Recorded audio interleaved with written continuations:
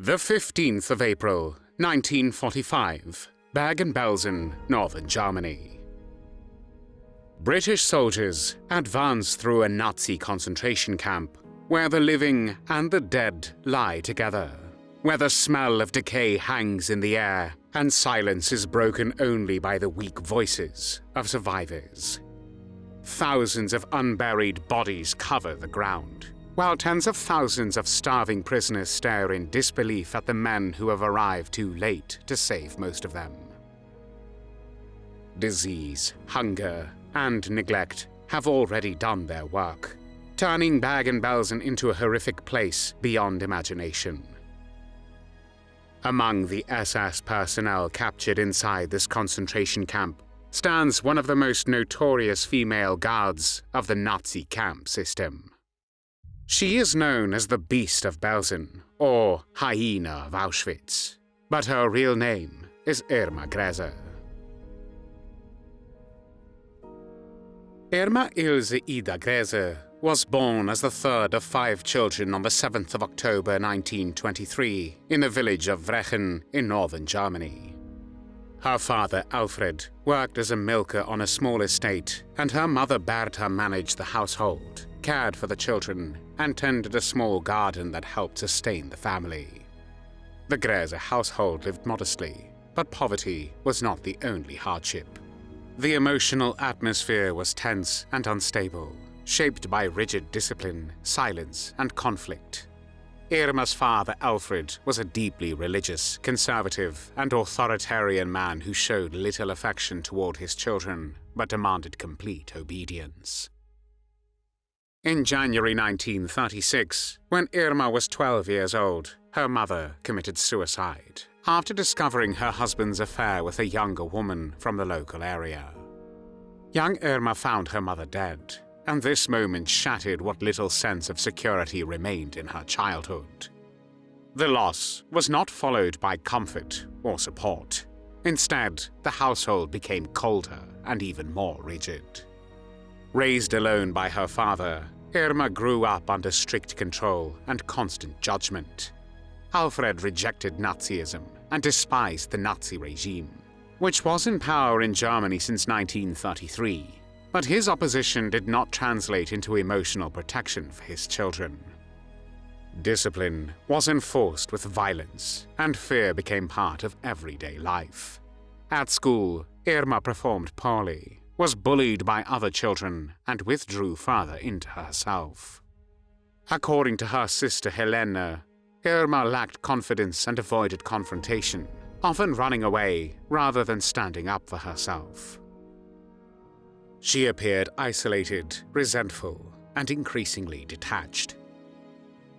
In 1938, at the age of 14, she left school without qualifications. Her childhood effectively ended there, and she began a series of unskilled jobs, first working on farms and later as a shop assistant, moving from place to place without stability or prospects. Around this time, Irma joined the League of German Girls, the female youth organization of the Nazi Party. For her, membership offered something her family never had: structure, belonging, praise, and a sense of importance. The organization promoted racial pride, obedience, and loyalty to state, values that replaced to Irma the religious authority of her father. Wearing the uniform and taking part in collective activities gave her identity and purpose. In 1939, at the age of 15, Irma began working as a nursing assistant at Hohenlichen Sanatorium near Berlin, where SS personnel were treated. The sanatorium was part of the Nazi medical system and served elite members of the regime. It was directed by Karl Gebhardt, the personal physician of Heinrich Himmler, the head of the SS. Gebhardt was a prominent Nazi doctor who, during the Second World War, which began on the 1st of September 1939, played a central role in criminal medical experiments on inmates of the Ravensbrück concentration camp. Irma admired him deeply and later described this war criminal as a saint of the Nazi movement. Under his influence, she absorbed the idea that suffering could be justified in the name of ideology and duty. She hoped to become a trained nurse, imagining a future of respect and status.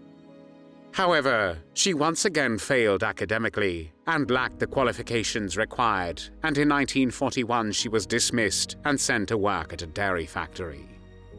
Gebhardt, however, took pity on Grese, and since Nazi Germany needed more concentration camp guards, he gave her the contact of a colleague at Ravensbrück concentration camp, located around 8 miles from Hohenlichen. After the outbreak of the Second World War, German society grew increasingly radicalized. The Nazi regime rapidly expanded its camp system and required thousands of new guards, men and women, willing to carry out terror without hesitation or restraint. In July 1942, at the age of 18, Irma Grese entered Ravensbrück as a trainee guard. Grese completed her training quickly, and soon she was promoted.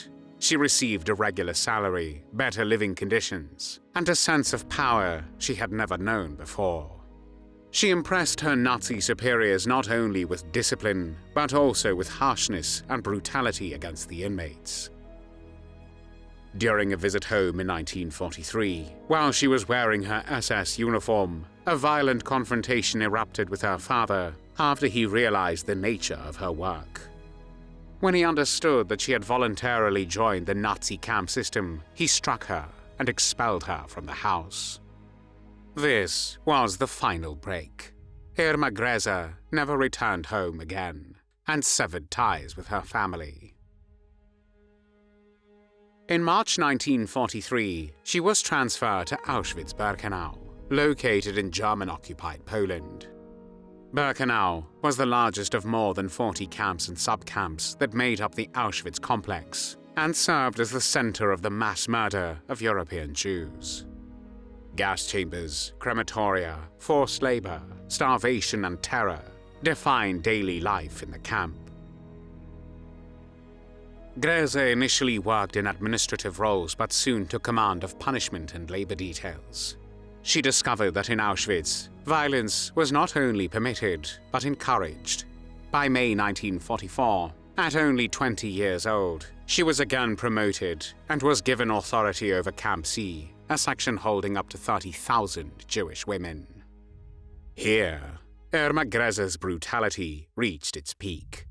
Survivors described her as one of the most feared guards in the camp. She carried a whip made of plaited cellophane, translucent like glass, designed so that blood could be washed off easily. She beat prisoners daily for minor infractions, or for no reason at all. Hunger, exhaustion, and sickness offered no protection. She kicked women until they collapsed, carried a pistol during selections, and shot prisoners who tried to escape. She forced starving women to stand for hours during roll calls, often from early morning until daylight, holding heavy stones above their heads, and punished those who faltered. Grese's favorite habit was to beat women until they were bleeding and fell to the ground, and then she kicked them as hard as she could with her heavy boots. Masha Greenbaum remembered, "When we saw her, we used to run, just run. Because when she met you, she kicked you to the floor. And then she went to the neck with her boots, and she just killed people like that." Grese regularly took part in selections for the gas chambers, often alongside infamous SS doctor Josef Mengele. Survivors testified that she sent both sick and healthy women to their deaths in the gas chambers. These decisions were arbitrary and cruel. She recorded the murders bureaucratically as special treatment. Women were paraded naked, inspected like animals, and beaten if they resisted or attempted to flee. Prisoners who tried to escape selections were dragged back, whipped, kicked, and beaten until they bled, before being sent back into line. Irma Grese was also widely remembered as a sexual deviant.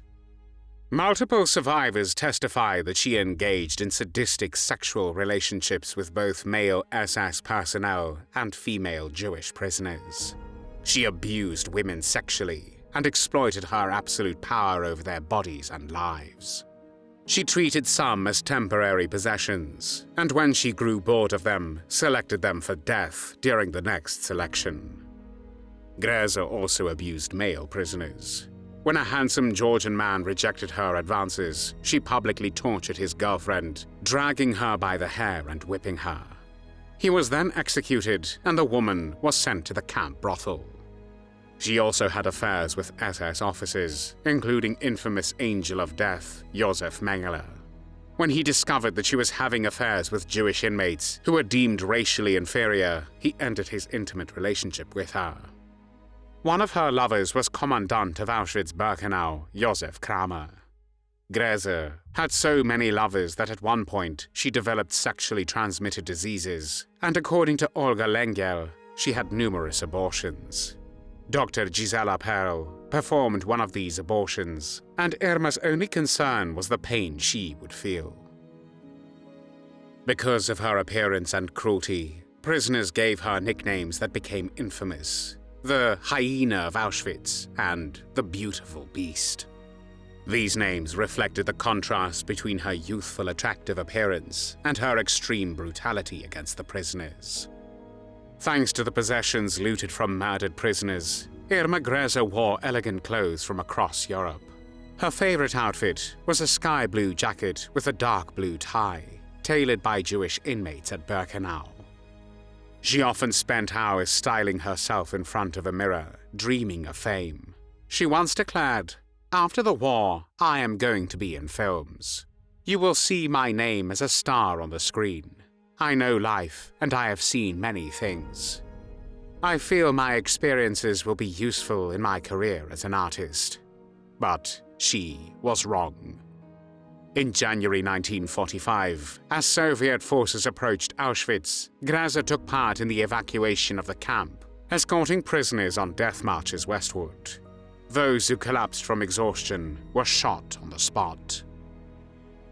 In March 1945, she arrived at Bergen-Belsen, a camp overwhelmed by starvation, disease, and mass death, as tens of thousands of prisoners were dying from typhus, hunger, and neglect.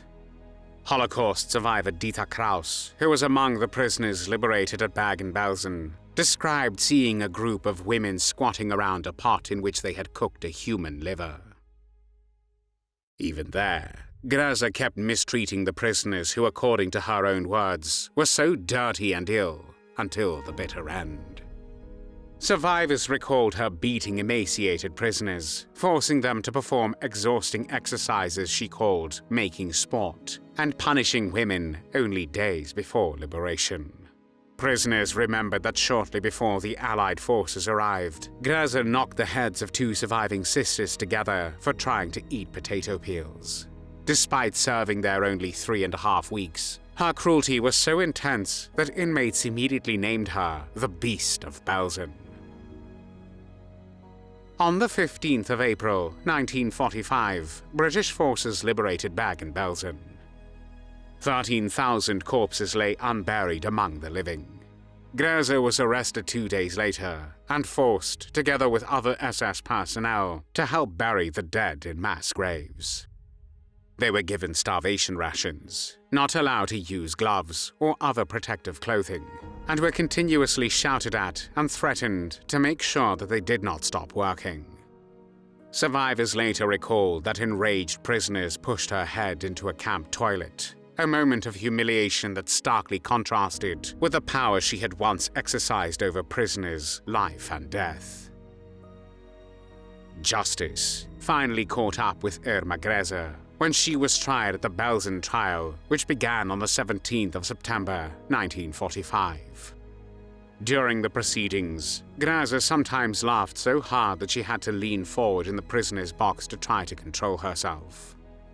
This also occurred during the testimony of the wife of Josef Kramer, Irma's former lover, and once camp commandant of Auschwitz-Birkenau and Bergen-Belsen. Kramer's wife said that when her husband used to come home from his day's work at Auschwitz, he used to pace the floor at night, and, tormented by the fact that the Nazi commanders were having people put to death in gas chambers, he cried, "Why, why, why?" Grese responded to this emotional account with uncontrollable laughter, and as Kramer's wife left the courtroom, she was slapped in the face by a Polish woman. Throughout the rest of the proceedings, Irma Grese appeared cold, arrogant, and detached. She laughed during testimonies of the survivors, corrected prosecutors with irritation, and answered questions in a sharp, defensive tone. When survivors described beatings, shootings, and selections, she showed no visible remorse and dismissed accusations as exaggerations, claiming that prisoners were disciplined only because they disobeyed orders. Her lack of empathy shocked observers and drew intense attention from the international press, which focused on the contrast between her youth, appearance, and her crimes. Only once did her composure break. When her sister Helene testified about their family life and described the violent conflict between Irma and their father, Grese collapsed into tears and sobbed uncontrollably. This moment revealed that her emotional vulnerability was reserved not for her victims, but only for her own past and family. On the 17th of November 1945, the British military tribunal sentenced Irma Grese to death. After the verdict was pronounced, she cried continuously. Her eyes were red and sunken, and she was extremely nervous. Irma Grese, however, decided to fight for her life and begged for mercy, asking for clemency. But in early December, Field Marshal Montgomery rejected all appeals and ordered Grese, Kramer, and others to be hanged. When she was hanged by British executioner Albert Pierpoint at Hameln prison on the 13th of December 1945, she was 22 years old. Walking to the gallows, her final and only word was schnell, meaning quickly. Grese was the youngest woman to die judicially under British law in the 20th century. Thanks for watching the World History Channel. Be sure to like and subscribe, and click the bell notification icon so you don't miss our next episodes. We thank you, and we'll see you next time on the channel.